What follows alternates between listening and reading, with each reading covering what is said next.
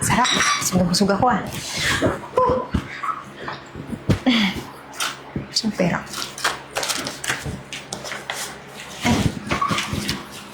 Bill mo, magbayad ka na. Ay, thank you po, ma'am. Saktong-sakto. 100. Ito po, ma'am. Tsaka, tip ko para sa inyo. Salamat po. Hoy, te, seryoso ka ba dito? 5 piso? Ma'am, yan lang po yung extra money ko kasi yung pambayad ko sa kinain ko, sakto lang din po. Anong akala mo sa akin? Basurera, tatanggap ng 5 piso. Eh di sana nagbaon ka na ng pagkain, diyan ka sa kalsada kumain, di ba? Ma'am, pasensya na po talaga. Huwag po kayo mag-alala. Kapag bumalik po ako ulit dito para kumain, bibigyan kita ng malaking tip. At babalik ka pa talaga? Seryoso ka ba? Buti nga nakapasok ka pa dito, ganyan pananamit mo. Nakasando ka pa, oh. Ano yan? Mukha kang dugyot. Buti nga nasikaso pa kita. Nagsayang lang ako ng oras at effort. Tapos 5 piso lang mapapala ako sa'yo. Ma'am, hinahinay po kayo sa pagsasalita. Naririnig po ng ibang customer, nakakahiya naman. Pinagsisigawan yung 5 piso lang yung tip ko sa iyo. Anong nakakahiya? Ikaw ang nakakahiya. 5 piso lang binigay mo, oh. Magtitip ka 5 piso. Saan to? Ano ako, sanggol?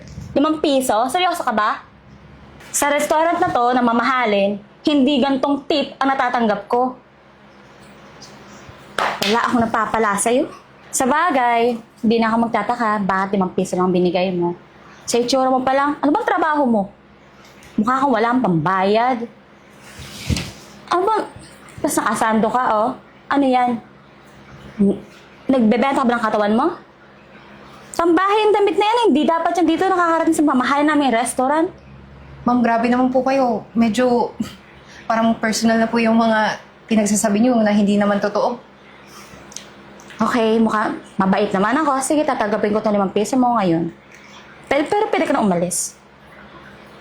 Alis na.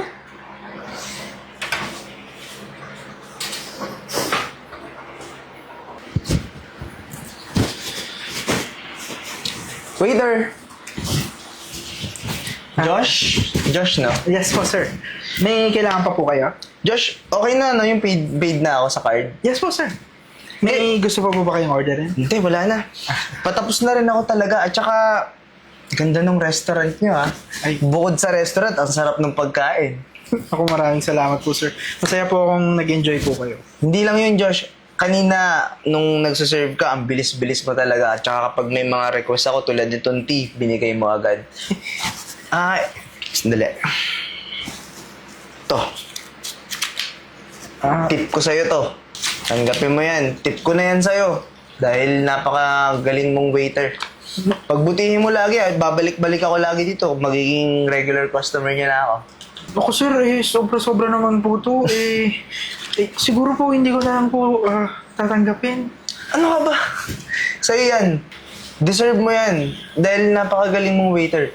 Basta lagi mo lang pagbubutihin kasi yung ibang customer masungit at saka lagi ka magkakaroon ng tip kasi napakagaling mo talaga. Ako, sir, maraming salamat. Napakalaking tulong po nito. O sige na. Babalik ako ah. Sige po, sir. See you soon po.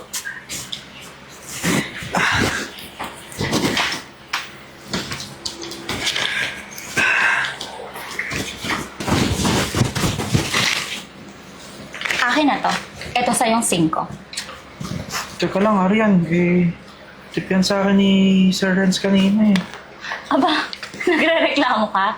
Hoy, ako ang head waitress dito. So dapat lahat ng malalaking tip sa akin mapupunta. Alam ko naman po yun. Ang kaso, pinaghirapan ko po yan, ma'am. Karapatan ko naman po sigurong kunin yan. Nagre-reklamo ka pa. Gawin mo na lang yung trabaho mo. Padamihin natin ang ating mga tip. Maghati na lang tayo. Okay ba yan? Sabi mo kanas dyan. Ma'am, kailangan ko rin po kasi ng pera ngayon eh. Baka naman po, pwede ko po sanang kunin yan. Hindi. Sa akin na to. Hindi mo na makukuha to. Galing mo na lang sa susunod. Ma'am, parang awa nyo naman. Tigil mo nga ako. Marami tayong customer dito. Oh. Mag-serve ka na lang. Ma'am Marian, parang awa nyo na kailangan ko rin po ng pera ngayon. Alam mo, galingan mo na lang ang servisyo mo. Para yung malalaking tip, sa akin mo ibibigay. Eh, ma'am, kinagalingan ko nga po eh. Kaya nga po ako nakakuha ng malaking tip eh. Alam mo, ang laki ng ulo mo, ayaw mong gamitin ng tama. Ang dami natin dito customer, oh. Ma'am, Ay, Good ma'am. morning. Ano, may problema ba kayo? Ay, wala po, ma'am. Ay, ma'am, ang ganda-ganda nyo ngayon. Ang blooming nyo. Talaga ba? Yes po. Ano, may problema ba kayong dalawa? Ay, wala po. Ayusin niyo yung mga customer natin, ha? Kagaya kagabi, hanggang gabing-gabi na, ang daming customer, pakiayos nyo. Diyos, biyahin mo si Arian. Si Arian, napakabilis mag-intindi ng customer. At saka yung potential niya na alukin talaga yung mga customer ng mga ano pa natin, na masasarap na pagkain natin, yung mga specialty natin. Pareho naman kayo magaling. Kaya lang, Diyos, ayusin mo pa yung customer service mo, ha? Napapansin ko kasi medyo may kabagalan, ano? Kaya nga po, ma'am, meron akong tip na 500 eh. Kasi ginalingan ko kanina. Ganun ba? O siya, sige. Iwanan ko na kayo, ha? Sige po, ma'am. Sige. Thank you po.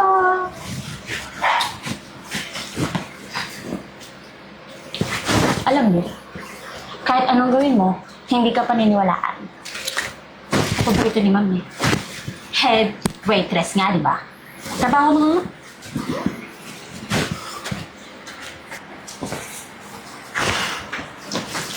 Waiter! Waiter! Wow! Believe naman talaga ako sa kakapalan ng mukha mo, no? Bumalik ka pa talaga dito. Eh, miss, nagugutom po kasi ako. Ito lang yung malapit na restaurant na pwede kong puntahan. Hindi ka pa ba nahiya nung nakaraan? Napahiya ka na sa mga customers namin dito. Nagbigay ka ng tip na 5 piso. Eh, pasensya na po. Gusto ko lang umorder na po. Same po sa kinain ko last time. Alam mo, yung mga kagaya mong tao, hindi worth it pagsilbihan. Sayang lang sa oras. Tapos bumalik ka pa? O order ka pa? Last time na order mo? Seryoso ka ba? Pasensya na po talaga. Eh, ngayon po, sapat lang din po yung pera na dala ko. Sapat. Lagi naman sapat. Pag isilbihan kita, mas bibigyan mo na naman ako ng 5 piso. Hindi naman ako basurera. Head waitress ako dito, girl. Baka nakakalimutan mo. Yung customer service ko, hindi worth ng 5 pisong tip mo.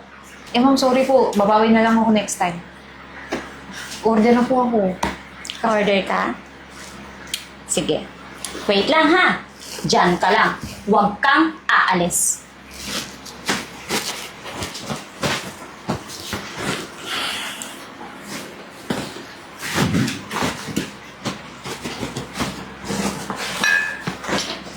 Ma'am, teka lang. Eh, hindi po yun yung order ko, di ba? Alam niyo po yung in-order ko last time, yung pasta. Eh, bakit tubig po yan?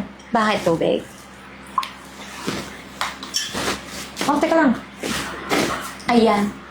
Para mahimasmasan ka. Umalis ka dito sa restaurant namin.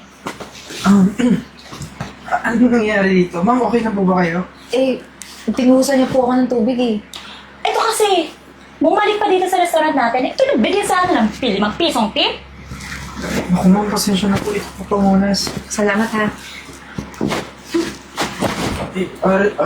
Ma'am Arian, kahit naman po ganun, customer pa rin po natin siya. Total naman pabida ka. At lagi nakatakagyan sa malaking mong ulo. Customers always right. Eh dito magkaskasa dito, bigyan ka nila ng piso. Ma'am, sir, huwag na po kayo mag-away ng dahil sa akin. Ayun o! Yun! Mukhang mabango. Mayaman. Malaki na bigay ng tip. Yun na nga sa kasuyo ko. Diyan ka na. Ako ma'am, pasensya na po kayo ako na lang po kukuha ng order niyo. Ako, maraming salamat ha. Pasensya na rin. Dahil sa akin, nagkaroon ng promotion dito sa restaurant niyo. Ma'am, hindi po kayo dapat humingi ng pasensya. Kami po dapat yung mag-store sa nangyari. Ano po ba yung order niyo, ma'am? Ako na po bahala sa inyo. Ito na, yung pasta. Sige po, ma'am. Kunin ko na po. Pasensya na po ulit. Ano? Eh, mali nga yung files na sinabit nyo eh. Sabi ko uulitin nyo yan. Pag sinabi kong uulitin nyo yan. Kailangan nyo yun isubmit sa akin ng on time. Binasa ko mali. Kailangan yung i-revise. Hi sir, good afternoon po. Isasabit mo yan kay Sab. Sir, Kay can Sab I mo take siya your order isasabit. po? Sandali ah. Bastos ka ba? Nakikita mo yung kausap ako sa telepono eh. Sorry. Oh. Uulitin mo nga yung dashboard ng mga pinapagawa ko sa'yo. Hello sir. Isasama mo yun kay... Sir, ganito po kasi kami dito mag-asakasa sa restaurant na to. Lalo po sa mga kagaya nyo, mabango, gwapo, mukhang yayamanin. Pero bastos ka talaga. Kasi may kausap nga ako eh. Sir, gusto niyo po water? Hello? Oo nga. Pwede bang... Ang kulit mo rin. Isasabit mo nga sa akin yung on time yan, di ba? I-revise mo na lang. Sir, excuse lang po. Pwede ko po matake yung order nyo para po ma-prepare na rin po. Hindi kayo mag-antay na matagal. Akin na nga yan. Bigyan mo ako ng salad at saka steak. Sige pa, thank you po. Hello? Nakikinig ka ba sa akin? Oo nga. Makipag-coordinate ka sa ibang department para alam mo yung process. Lahat Hello, na lang ba sir? sa akin yung itatanong? Yes po. Sir, pasensya na po. Sabi po kasi sa kitchen, 20 minutes pa daw po bago i-serve yung order nyo. Bastos ka talaga. Nakakairita ka ng babae ka. Ano ka ba dito? Head waitress po, sir. Ah, head waitress ka pa sa lagay na yan. Tapos sasabihan mo ako 20 minutes? Yung pagkain ko? Etong bagay sa'yo. Kita mo to? Lapit ka, lapit ka. Eto, yan. Yan Sir! yung bagay sa'yo. Yan yung bagay sa'yo. Maligo ka nang mahimasmasan yung utak mo. May kausap ako, di ba? Di mo yata ako kilala eh. Sino ka? Anak lang naman ako ng congressman. Sasayang na ako ng oras dito. Aalis na ako. Eh, sir, yung order nyo po, piniprepare na po. Bayaran mo yun. Sir, hindi naman po pwede yun. Tsaka, magbibigay pa po kayo sa akin ng tip. Pinasikaso ko kayo. Tip! Opo. Kapal naman ng mukha mo. Di pa ako nakakakain, bibigyan na agad ng tip. Tanga ka talaga. Sir, bakit naman ganyan? O ano, Mama Arian? Ano yung karma nyo? Tama yung Pero baby po sasabi pala. mo, Karma, mainit lang ang ulo nun. For sure, babalik yun dito. Narinig mo? Anak daw siya ng congressman. Malaki magbigay ng tip yun. Hindi ko gaya nun. Nga pala, ako na lang magbabayad sa cashier. Tapos, ito, tip ko sa'yo. Naku, ma'am. Sobra-sobra naman po to. Eh, May ganito ka pala kalaking pera. Eh, saan na nakaraan kumain ka rito? Binigyan mo ko ng ganito. Teka lang, Hindi 5 piso. wait lang. Aka na lang to. Ano sa'yo? Hoy, akin na nga yan. Head waitress na ako dito eh. So, malalaking tip sa akin mapupunta. Wala akong pakialam kung head waitress ka dito. Ang importante, yung binigay kong tip, ibigay mo sa kanya. Kasi siya naman yung nagbigay ng serbisyo sa akin eh. Last time, hindi worth it yung pagbigay mo ng serbisyo. Besides, nilait mo pa nga ako. naku, ma'am. Paulit-ulit niya po yung ginagawa dito eh. Nagreklamo ka pa. Ako nga head waitress, di ba? Ano ka ba dito? Excuse me lang ha. Huwag mong gagamitin yung posisyon mo para makapanglamang ng tao. Kaya pwede ba? Ibalik mo na yung tip? Akin to! Oh, ano naman nangyayari Ay, dito? ma'am. Si Josh po kasi, itong tip kinukuha na naman. Napaka-inggitero. Naku, ma'am. Ayaw-ayaw yung serbisyo. Naku, ma'am, hindi po totoo yan. Saan ko pa sinungaling ngayon? Teka lang po ha. Sasabihin ko po ano po yung totoong nangyari. Itong waiter na to, siya po talaga yung nag-asikaso sa akin. Nagbigay ng good service. Pero ito, nilait ako kahapon nga. Binigay ko lang na tip, 5 pesos. Buong pagkatao ko, nilait. So, sino pong paniniwalaan nyo sa amin? Tita? Totoo yun, Arian. Pamangkin ko si Eden. Lagi siyang napunta rito para makita talaga kung sinong good employee dito sa resto na to. Isa kasi siya sa mag-i-invest ng malaki at magiging kasosyo ko dito. At nandito ako para i-test isa-isa kung sino yung mga i-maintain ko at papatalsikin ko dito. Hindi naman ako mag-i-invest dito para sayangin yung pera ko na walang mapapala. At ikaw, Arian, nakita ko yung totoo mong ugali. Pumipili ka ng mga customers na akala mo magbibigay ng malaking tip. Ano, pinagkakakitaan mo tong restaurant? Kaya pala palugi na to. At kung hindi dahil kay tita na nagmakaawa sa akin ng masaluto, hindi ako papayag. So tita, ito pala yung dahilan kung bakit nalulugi itong restaurant at maraming customers ang nagre-reklamo sa reviews. Akala ko pa naman, Arian, bilang head waitress, ikaw yung nakakaalam ng dapat at mabuting gagawin dito sa resto habang wala ako. Yung pala, ikaw ang gumagawa ng mga ganyang bagay. At least mismong yung pamangking ko ang nakakita kung sinong tapat at dapat tanggalin dito sa resto. Kaya itong tip na to, hindi ito nababagay sa'yo. Dapat to kay Josh. At ikaw, Arian, wala ka ng lugar dito. Ma'am, pasensya na po. Pasensya na po sa inasal ko ng mga nakaraan. Hindi ko matatanggap yung sorry mo. Kasi paano na lang kung ulitin mo pa rin yung mga ginawa mo? So mas lalo akong nalugi.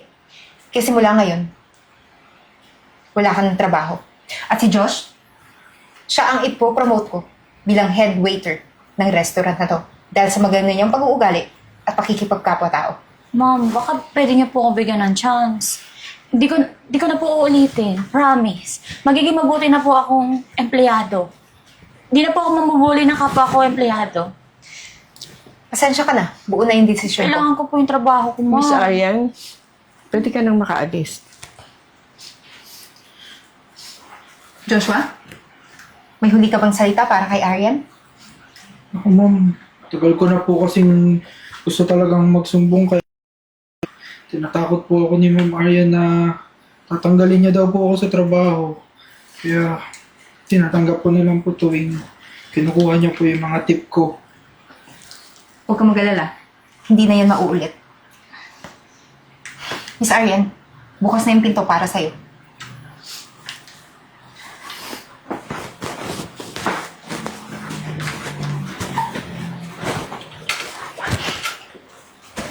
Josh, congrats. Salamat po ma'am. Ikaw na yung head waiter natin ngayon. Sorry at nabilog ang ulo ko masyado ni Miss Arian. Naniwala ako sa mga sumbong niya. Yung pala naman si Josh ang pwede natin pagkatiwalaan dito. Naku, wala po yun ma'am. Niniwala naman po ako na yung sipag ko po, balang araw, masusuklihan din po. Kaya nga po ito ngayon. Head waiter na po ako dito. Kaya ito na yung sukli na hinihintay mo. Congratulations! At today, effective na ikaw na ang head waiter ng restaurant na to. Maraming salamat po ma'am. Maraming salamat po. Hindi ko po kayo bibiguin. And mamaya, after work, meron tayong celebration para sa promotion mo. Salamat po ma'am. Maraming salamat po talaga. Okay. Okay, so back to work. Sige po ma'am. Mauna na muna kami ni tita. Ma'am, salamat po.